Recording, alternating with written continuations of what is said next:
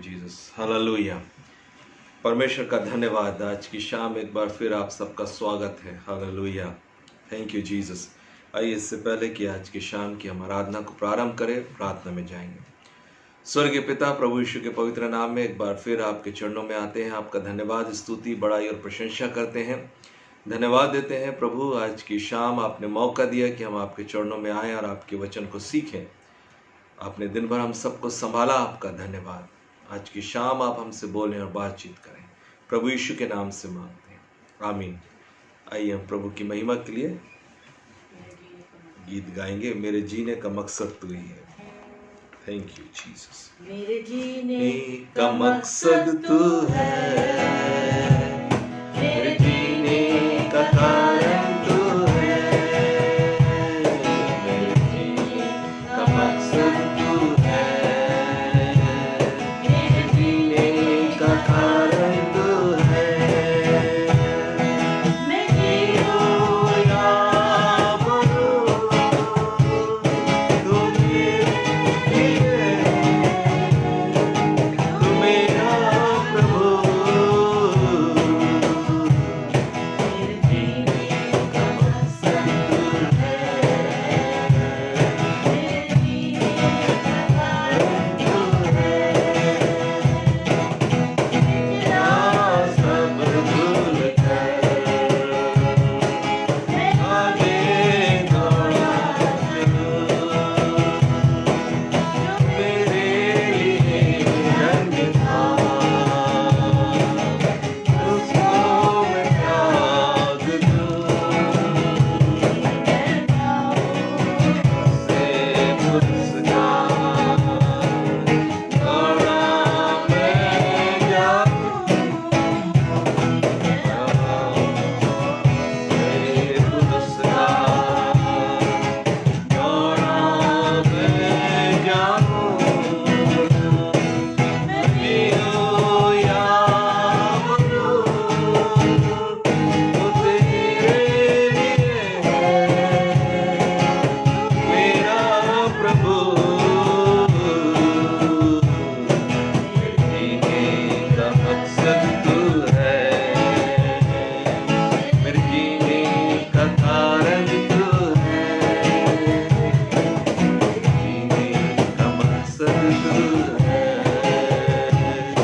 मेरे जीने का कारण तू है। हालेलुया, धन्यवाद प्रभु यीशु का। प्रभु के नाम की स्तुति करते हैं और हम परमेश्वर का धन्यवाद देते हैं। हम सीख रहे हैं प्रभु यीशु मसीह में परमेश्वर ने जो अधिकार हमें दिया है। और सुबह के वक्त हमने देखा था यूहन्ना 1 और उसके 12 के अनुसार कि जितनों ने उसे ग्रहण किया उसने उन्हें परमेश्वर की संतान होने का अधिकार दिया, अर्थात उन्हें जिन्होंने उस पर विश्वास किया। और जब हम विश्वास करते हैं तो हम उसकी संतान बन जाते हैं, उसके बेटे और बेटी हो जाते हैं।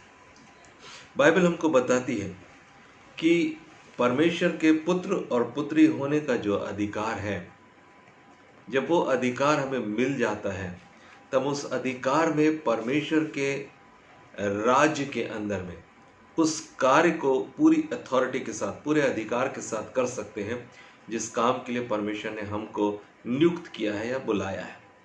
यदि हम प्रेरितों के काम की पुस्तक उसका 17वां अध्याय और उसकी 28 पद को हम पढ़ते तो यहाँ लिखा है, क्योंकि हम उसी में जीवित रहते हैं, प्रभु में हम जीवित रहते हैं और चलते फिरते और स्थिर रहते हैं।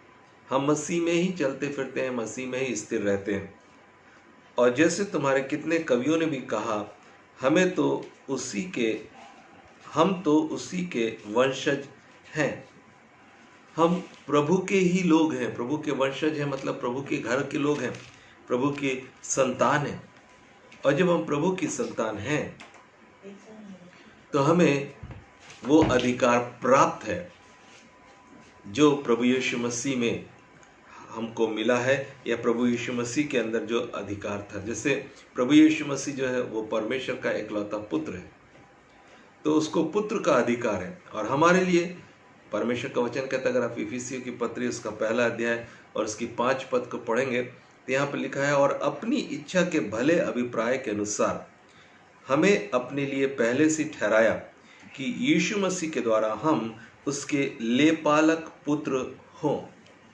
जैसे यीशु मसीह परमेश्वर का पुत्र है, वैसे ही हर एक विश्वास करने वाला प्रभु यीशु मसीह के संगी, जैसे प्रभु यीशु मसीह परमेश्वर का पुत्र है, वैसे ही हमको भी लेपालक पुत्र होने का, लेपालक का मतलब होता है गोद लिया हुआ, लीगली गोद लिया हुआ। जैसे अगर आप किसी बच्चे को गोद लेते हैं तो आपको लीगल डॉक्यूमेंट्स को साइन करने होते हैं, और आपको जाकर वहाँ अनाथ आश्रम से या जहाँ से भी आप बच्चे को लेते हैं वहाँ की अथॉरिटीज़ को आपको लिख कर देना होता है कि आज से इस बच्चे का पालन पोषण हम करेंगे और इसके हम माता पिता के रूप में हो जाएंगे। और ठीक इसी रीति से परमेश्वर ने भी हमको लेपालकपन की आत्मा दी है, लेपालक पुत्र हमको बनाया। जैसे यीशु मसीह पुत्र है परमेश्वर का, ऐसे ही बाइबल कहती है कि विश्वास करने वाले भी परमेश्वर के पुत्र और पुत्रियां हो जाते हैं। अगर आप इसी रोमियो की पत्री के 8वें अध्याय में आप देखेंगे, रोमियो 8 और उसके 15 पद को अगर हम देखते हैं या 14 पद से हम पढ़ते हैं तो यहाँ पर लिखा है, इसलिए कि जितने लोग परमेश्वर के आत्मा के चलाए चलते हैं वे ही परमेश्वर के पुत्र हैं। क्योंकि तुमको दासत्व की आत्मा नहीं मिली कि फिर भयभीत हो, परंतु लेपालकपन की आत्मा मिली है, जिससे हम हे अब्बा और हे पिता कहकर पुकारते हैं। आत्मा आप ही हमारी आत्मा के साथ गवाही देता है कि हम परमेश्वर की संतान हैं, और यदि संतान हैं तो वारिस भी, वरन परमेश्वर के वारिस और मसीह के संगी वारिस हैं, कि जब हम उसके साथ दुख उठाएं तो उसके साथ महिमा भी पाएं। तो यहाँ पर हम देखते हैं कि अब मसीह यीशु के समकक्ष, यीशु मसीह के साथ संगी, उसके साथ हम भी परमेश्वर की संतान होते हैं, परमेश्वर के पुत्र और पुत्रियां हो जाते हैं। जब हम परमेश्वर की आत्मा में चलना शुरू करते हैं, विश्वास में चलना शुरू करते हैं, प्रभु की उपस्थिति में चलना शुरू करते हैं, तो हम परमेश्वर की संतान हैं। और अगर हम परमेश्वर की संतान हैं और उसने अगर हमको लेपालक पुत्र बनाया है, तो जब लेपालक पुत्र बनाया है इसका मतलब है वो हमारी संपूर्ण जवाबदारियों को अपने ऊपर ले रहा है, और न केवल संपूर्ण जवाबदारियों को, परंतु वो हमारे विषय में भली रीति से जानता है।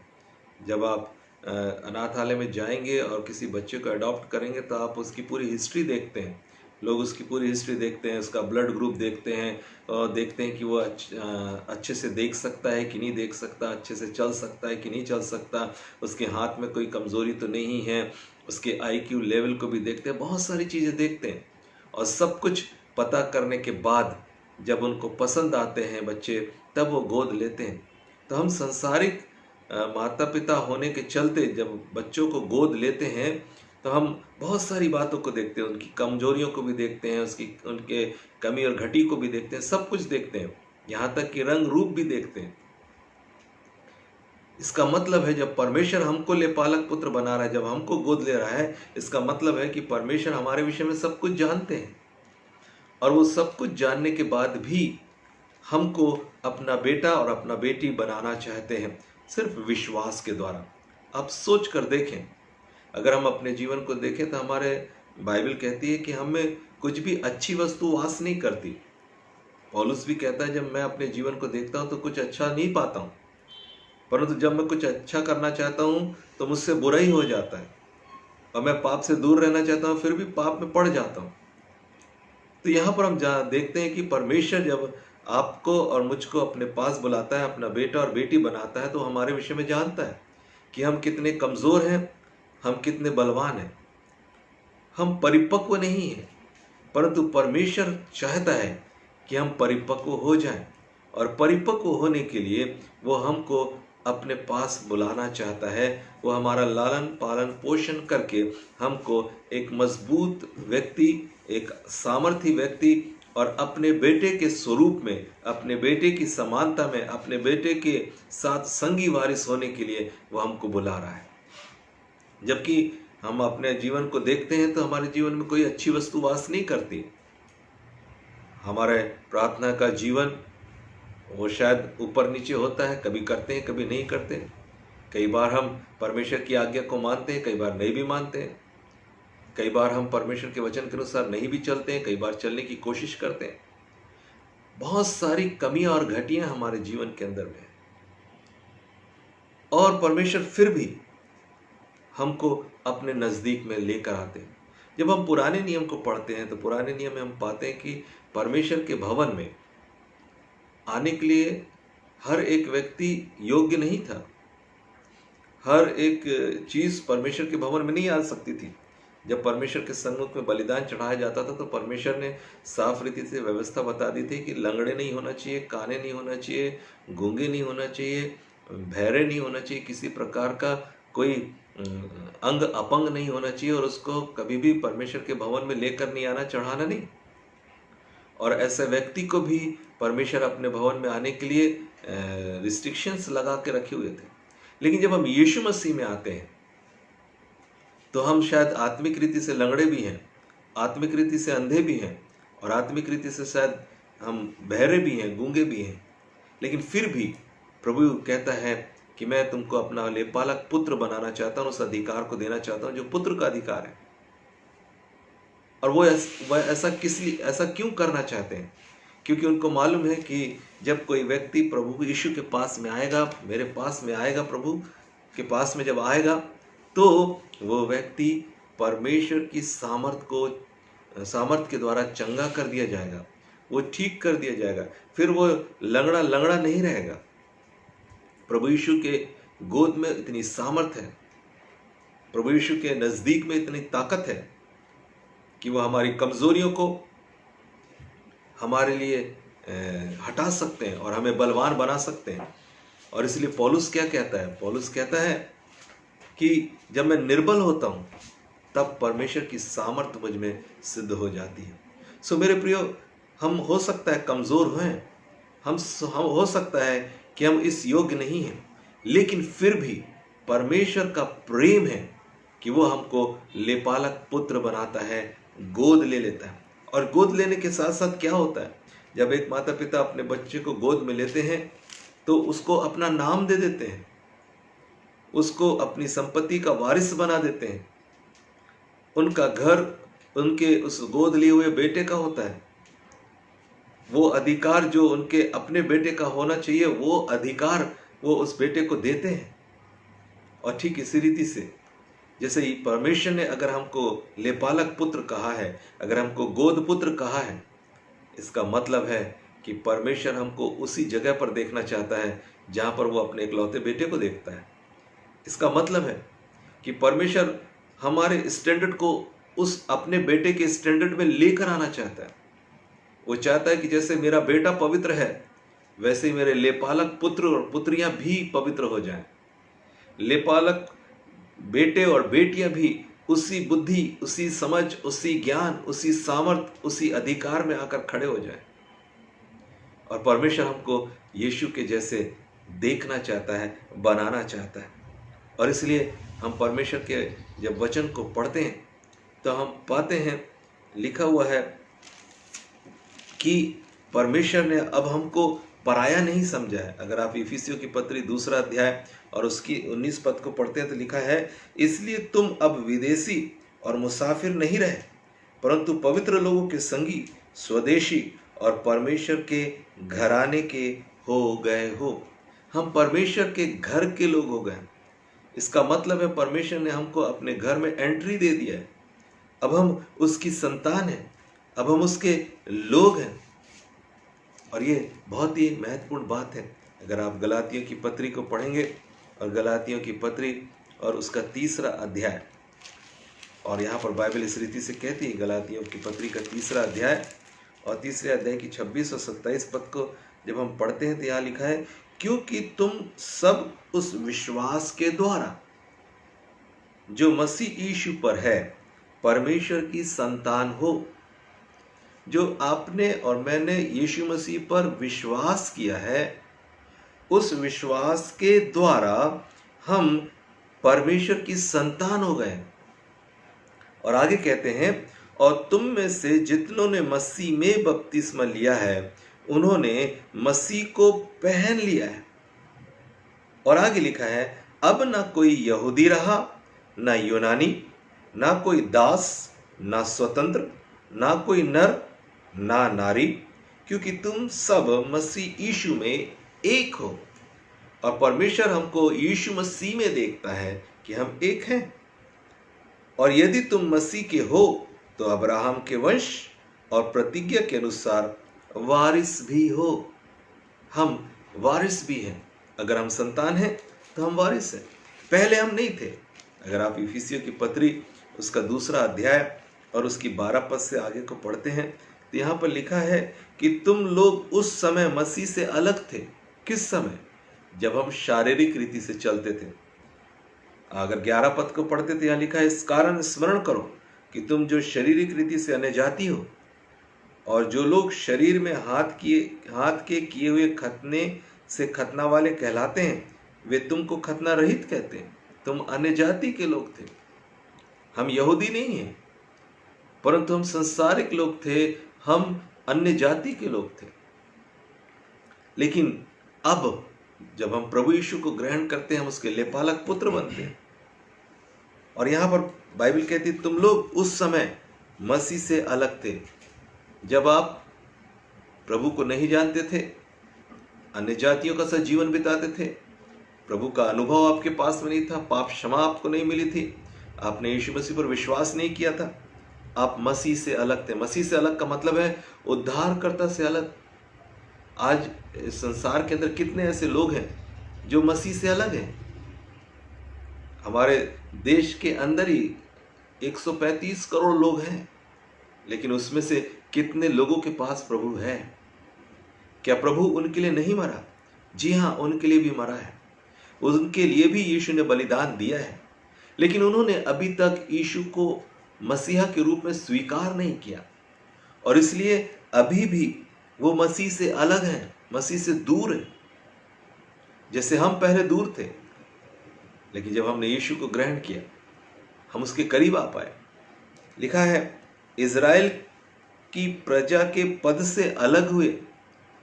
हम चुने हुई कौम के लोग नहीं थे, हम चुने हुए लोग नहीं थे, अब्राहम का संतान नहीं थे, लेकिन विश्वास के द्वारा आप और मैं इज़राइली हुए हैं।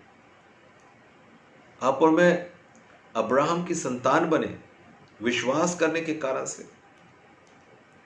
हमारे साथ कोई प्रतिज्ञा नहीं थी पहले जब हम अन्य जाति थे, लेकिन जब हम यीशु मसीह में आ गए हैं तो यहाँ लिखा है, हम प्रतिज्ञाओं के और वाचाओं के भागी हो गए। पहले नहीं थे। हमारे लिए कोई प्रतिज्ञा नहीं थी। हमारे लिए प्रतिज्ञा नहीं थी कि चाहे तुम आग में से चलोगे तो तुमको आग जला नहीं पाएगी, पानी में से जाओगे तो पानी तुमको डुबा नहीं पाएगा। देखो, मैं जगत के अंत तक तुम्हारे साथ हूं। यदि तुम मेरी उपासना करो तो मैं तुम्हारे अन्य जल पर आशीष दूंगा और तुम्हारे बीच में से रोगों को दूर कर दूंगा। मैं तुम्हारा परमेश्वर होऊंगा, तुम मेरी निज प्रजा के लोग होगे। ये तमाम जो प्रतिज्ञाएं हैं, ये तमाम जो वाचाएं हैं, हमारे साथ नहीं थी। लेकिन जब हम मसीह में आ गए हैं, जब हम उस संतान होने के अधिकार को पाते हैं, तो हमारे लिए ये प्रतिज्ञाएं पूरी हो जाती हैं। जब हम याकूब के घराने के हो जाते हैं, इब्राहिम, इसहाक और याकूब के घराने के हो जाते हैं, जब हम मसीह में एक हो जाते हैं, तब हमारे साथ वो प्रतिज्ञाएं हमको फॉलो करती हैं। वो वाचाएं हमारे लिए हैं, हमारे साथ बांधी गई हैं। तो हम उन अधिकारों में खड़े हो सकते हैं, उन वाचाओं के हम भागीदार हो सकते हैं। अब हम पानी में चलेंगे तो पानी हमको डुबा नहीं सकेगा, क्योंकि ये प्रतिज्ञा है परमेश्वर की। तुम आग में से होकर जाओगे तो आग तुमको जलाने नहीं पाएगी। मैंने तुम्हें प्रतिष्ठित और अनमोल जाना है। ये तमाम जो प्रतिज्ञाएं हैं, बाइबल कहती है, वो अब हमारी है। अब हम यीशु मसीह में संगी वारिस हैं। अब हम उन अधिकारों का इस्तेमाल कर सकते हैं जिन अधिकारों को परमेश्वर ने अपने प्रिय पुत्र प्रभु यीशु मसीह में हमको दिया है। और इसलिए यीशु मसीह ने इस बात को कहा कि तुम जाओ और सब जाति के लोगों को चेला बनाओ, पिता, पुत्र और पवित्र आत्मा के नाम से बपतिस्मा दो और जो बातें मैंने मानना सिखाई है तुम्हें, उन्हें मानना सिखाओ। और देखो, जगत के अंत तक मैं तुम्हारे साथ हूं। तुम बीमारों पर हाथ रखोगे तो बीमार चंगे हो जाएंगे। तुम दुष्ट आत्माओं को डांटोगे, वो दुष्ट आत्माएं निकल कर चली जाएंगी। तुम जिनके पाप क्षमा करो, उनके पाप क्षमा हो जाएंगे। मैंने तुम्हें सांपों और बिच्छुओं को रौंदने का और शत्रु की सारी सामर्थ पर अधिकार दिया है। अब ये वाचाएं, ये प्रतिज्ञाएं किसकी हो गई? वो अब हमारी हो गई। और इस अधिकार को हमको समझने की आवश्यकता है। बाइबल कहती है हम आशाहीन थे, हमारे पास आशा नहीं थी, जैसे अन्य जाति के पास आशा नहीं है। कई बार लोग इस तरीके की बातों को बोलते हैं, अरे इस जन्म में तुमने कुछ नहीं किया तो अगले जन्म में क्या होगा? और वो इस बात पर विश्वास करते हैं कि अगला कोई जन्म है। लेकिन बाइबल इस बात को नहीं बताती। बाइबल तो ये कहती है कि एक बार मरना और न्याय का होना है। तो इसी जीवन में हमको उस पुत्रत्व के अधिकार में खड़ा होना जरूरी है। ऐसा नहीं है कि आप मरने के बाद एक और जिंदगी पाएंगे। मरने के बाद तो हम सीधे प्रभु से मुलाकात करेंगे। जब तक यीशु मसीह बादलों में लेने के लिए ना आए, तब तक हम विश्राम में, पवित्र विश्राम पाए जाएंगे। लेकिन जब पहली तुरी फूकी जाएगी, हमारी कब्रें खुलेंगी और हम यीशु के साथ बादलों में उठाए जाएंगे। अगर मर गए तो, और अगर जी गए, अगर जिंदे हैं तो हम पलक झपकते ही बदल जाएंगे और महिमामय देह में यीशु के साथ बादलों में उठाए जाएंगे। और इसलिए यही वो जीवन है, यही जीवन है बस, जो आपके लिए और मेरे लिए शायद वो 50 साल का, 60 साल का या 100 साल का, या बल के कारण 120 साल का है। और यही वो टाइम है जिसके अंदर हमको वो सब कुछ करने की जरूरत है जिसके लिए प्रभु ने आपको और मुझको चुना और बुलाया है। देखिए, जिंदगी का किसी को कोई भरोसा नहीं है, लेकिन हमारी आशा मजबूत है। यदि हम आज प्रभु में जीवन को बिता रहे हैं, उसके पुत्र और पुत्रियां बनकर जीवन को बिता रहे हैं, हम उन कामों को पूरा कर सकेंगे जिस काम को प्रभु यीशु ने, पिता की इच्छा को जैसे प्रभु यीशु ने पूरा किया, वैसे आप और मैं पूरा कर सकेंगे। यीशु मसीह क्रूस पर थे, तब उन्होंने कहा पूरा हुआ। इसका मतलब है जो टास्क प्रभु आपने मुझे दिया, पिताजी मुझे दिया था, जो कार्य मुझे दिया था, उसको मैंने प्रभु पूरी ईमानदारी से पूरा कर लिया और अब मैं पूरा कर चुका हूं। और पौलुस भी ऐसी कहता है, मैंने अपनी दौड़ जो है विश्वास योग्यता के साथ दौड़ी और उसको पूरा किया है। मैंने विश्वास की अच्छी कुश्ती लड़ी और मैं उस मुकुट की तरफ दौड़ा जा रहा हूं, वो निशाने में है। और आप जाने कि जब आपने प्रभु यीशु को अपने उद्धारकर्ता करके ग्रहण किया, आपके पास एक निशाना है, आपके पास एक लक्ष्य है। और उस लक्ष्य की प्राप्ति के लिए आप अपने आप को जाने कि आप परमेश्वर के बेटे और बेटियां हो चुके हैं। और जब एक बेटा अपने क्लास में, अपने स्कूल में, अपने कॉलेज में फर्स्ट आता है, नंबर 1 आता है, या कोई बड़ी उपलब्धि को पाता है, माता पिता का सीना जो है वो चौड़ा हो जाता है, आनंद से वो भर जाते हैं। लेकिन अगर वही बच्चा नालायक निकल जाए और फेल हो जाए और उसकी बेइज्जती हो, तो माता पिता को भी बेइज्जती होगी। ठीक इसी रीति से अब हम यीशु मसीह के बेटे और बेटी के रूप में हैं। हमारा हर एक व्यवहार हमारे पिता को प्रभावित करता है। यदि हम गलत चाल चलते हैं, समझौतावादी चाल को चलते हैं, संसार के हिसाब से चलते हैं, हमारे पिता की महिमा नहीं होगी। मत्ती रचित सुसमाचार 5वां अध्याय 16 पद कहती है, वहां लिखा हुआ है, तुम्हारे भले कामों को देखकर तुम्हारे पिता की जो स्वर्ग में है बड़ाई हो। और वास्तव में हमें इस बात को समझना है कि हम अब वो नहीं है जो पहले थे।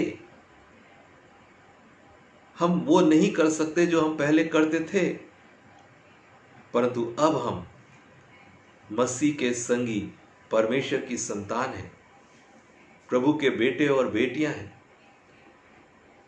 और हमको अपने पिता की इज्जत को ऊंचा करना है, उसको महिमा देना है। हम ही हैं जो पिता को लज्जित कर सकते हैं। हम ही हैं जो पिता को ऊंचा स्थान दे सकते हैं, आदर दे सकते हैं, सम्मान दे सकते हैं, महिमा दे सकते हैं। और कई बार हम देखते हैं कि बच्चे जब गलत चाल चलते हैं तो पिता को शर्मिंदगी महसूस होती है, उसको शर्मिंदगी का सामना करना पड़ता है। लेकिन प्रेज गॉड, पवित्र आत्मा परमेश्वर ने हमें दिया है ताकि हम अंश अंश करके प्रभु यीशु मसीह के स्वरूप में बदल जाए। और इसलिए यहां लिखा है कि हम आशाहीन थे लेकिन अब हमारे पास आशा है। हम जगत में ईश्वर रहित थे, अब हमारे पास ईश्वर है, अब हमारे पास प्रभु है।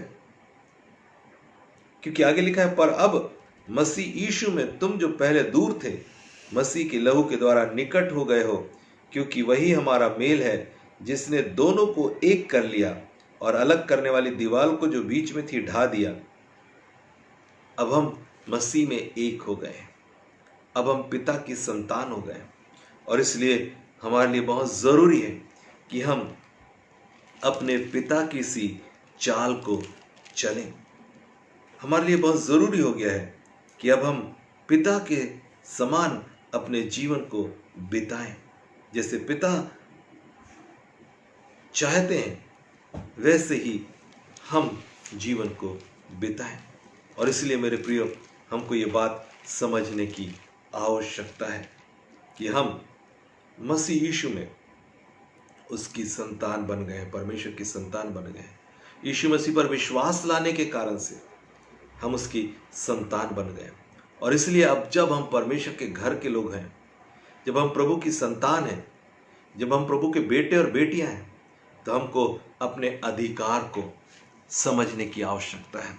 अपने जीवन को उस रास्ते पर लेकर जाने की आवश्यकता है जिस रास्ते पर परमेश्वर चाहते हैं कि हम चलें। और इसलिए मेरे प्रियो, हमें उस अधिकार को समझने की आवश्यकता है जो अधिकार परमेश्वर ने हमको दिया है। और जब हम ये बात को महसूस करते हैं कि मैं परमेश्वर का बेटा हूं, परमेश्वर की बेटी हूं, तो हमारा चाल बदल जाता है, हमारा व्यवहार बदल जाता है। एक राजा का बेटा जो है वो कभी भी ऐसे रोड में घूमता हुआ नहीं रहेगा, वो किसी शराब के भट्टे पर नहीं मिलेगा, वो किसी पान ठेले पर नहीं मिलेगा, या वो किसी ऐसे ड्रग्स के स्थान पर नहीं मिलेगा, या वो लड़ाइयों और झगड़ों में नहीं मिलेगा। परंतु उसका एक स्टेटस है। मेरे प्रियो, बाइबल कहती है, दाऊद ने कहा, उसने मुझे घूरे में से निकालकर चट्टान पर खड़ा किया। एक चट्टान वो स्थान है जहां परमेश्वर अपने बेटे और बेटियों को देखना चाहता है। जैसे आप अपने बच्चों को ऊंचा जाते हुए देखना चाहते हैं, ठीक इसी रीति से परमेश्वर भी अपने बच्चों को ऊंचा उठते हुए देखना चाहता है। परमेश्वर भी चाहते हैं कि उनके बच्चों के द्वारा उनकी महिमा हो, वो गर्व कर सके। जैसे बाइबल हमको बताती है, अय्यूब के ऊपर प्रभु ने गर्व किया। जब शैतान आया और बातें हुई, आप जानते हैं अय्यूब की पुस्तक के अंदर, और वहां पर क्या लिखा हुआ है? परमेश्वर ने बोला, क्या तूने मेरे दास अय्यूब को देखा?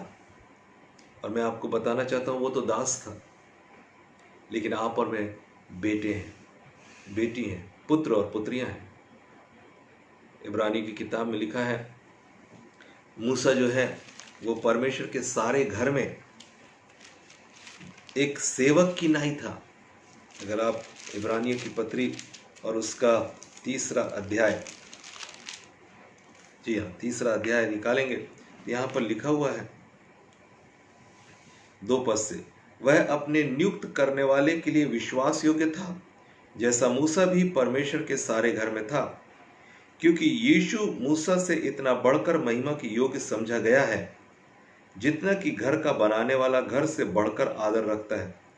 क्योंकि हर एक घर का कोई ना कोई बनाने वाला होता है, परंतु जिसने सब कुछ बनाया है वह परमेश्वर है।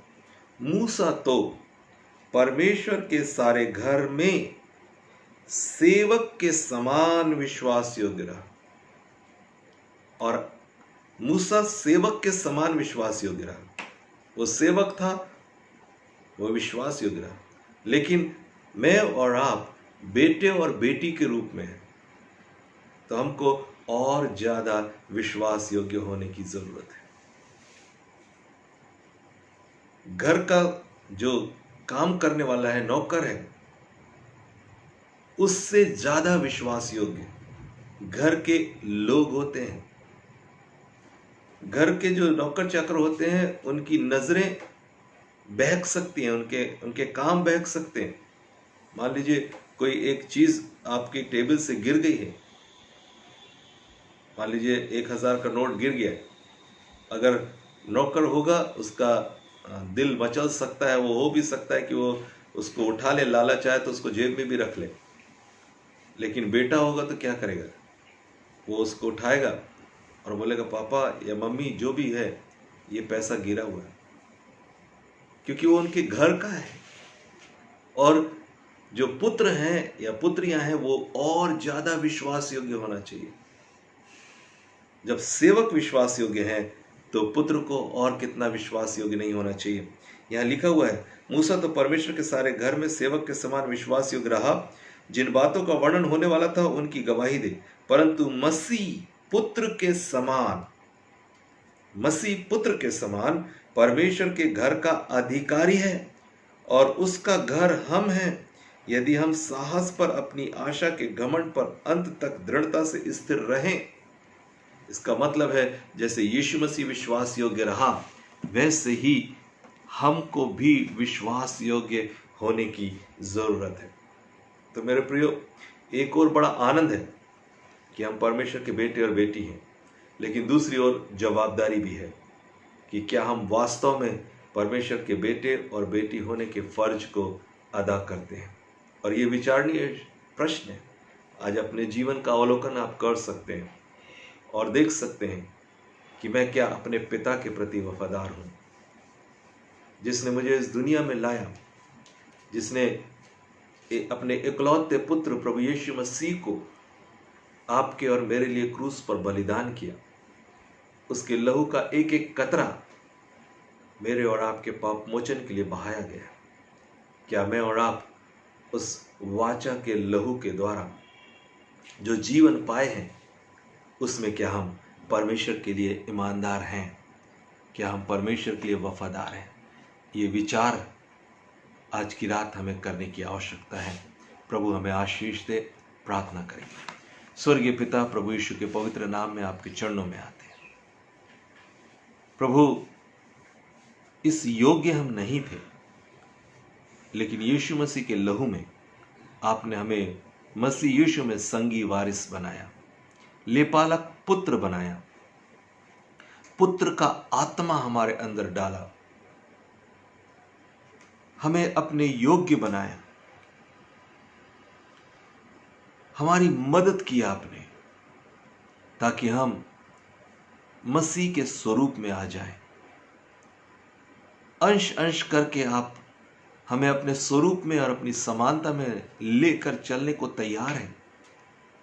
लेकिन आज की रात प्रभु, हम सब अपने लिए प्रार्थना करते हैं कि हम आपके लिए विश्वास योग्य जीवन को बिताएं। अपने पिता की इज्जत हम अपने जीवन के द्वारा करने पाएं। अपने जीवन से अपने पिता की महिमा, आदर और सम्मान करने पाएं। ऐसी आप कृपा और दया करिए। आज की रात आपके लोगों को मनन करने में मदद करें। यीशु के नाम से मांगते हैं, आमीन। आइए हम प्रभु की प्रार्थना दोहराएंगे। हे हमारे पिता, आप जो स्वर्ग में हैं, आपका नाम पवित्र माना जाए, आपका राज आए, आपकी इच्छा जैसे स्वर्ग में पूरी होती है वैसे इस पृथ्वी पर भी पूरी हो। हमारी दिन भर की रोटी आज हमें दे, और जैसे हमने अपने अपराधियों को क्षमा किया वैसे ही हमारे अपराधों को क्षमा करें। हमें परीक्षा में न लाए परंतु बुराई से बचाएं, क्योंकि राज्य, पराक्रम और महिमा सदा आपके हैं। आमीन। अब हमारे पिता परमेश्वर का प्यार, प्रभु यीशु मसीह का अनुग्रह, पवित्र आत्मा की संगति और सहभागिता हम में से प्रत्येक के साथ सदा तक होती रहे। आमीन आमीन आमीन। परमेश्वर आपको आशीष दे। सबको जय मसीह की। सुरक्षित रहें, आनंदित रहें, प्रभु में बने रहें। जय मसीह की। Thank you ji.